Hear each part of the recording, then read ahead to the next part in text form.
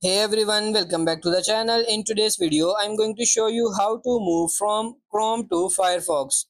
It's really simple and easy. So if you are thinking to switch and don't want to lose your bookmarks, password or settings, I will show you a simple step-by-step guide to move all your data from Chrome to Firefox seamlessly. First of all, you need to head over to Firefox download page and download the setup file and install this browser. So after installing, browser will open automatically. Click on these three bars in the top right corner and select this settings.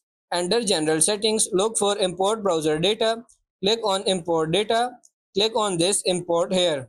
In this dialog box, using the drop down, select the Chrome profile and then click on this. By default, it will import all data from Chrome, which includes bookmarks, passwords, history, autofill data, and even more. In case you want to import specific data, then click on this plus icon and select the entries.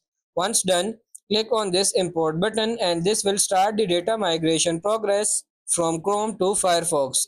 It will take some time. Once the process complete, you will see the message data imported successfully and then you are good to go. So that's pretty much it for this video. That's how to move from Chrome to Firefox. I hope this video was helpful. If it is, like it and subscribe to the channel. Thank you.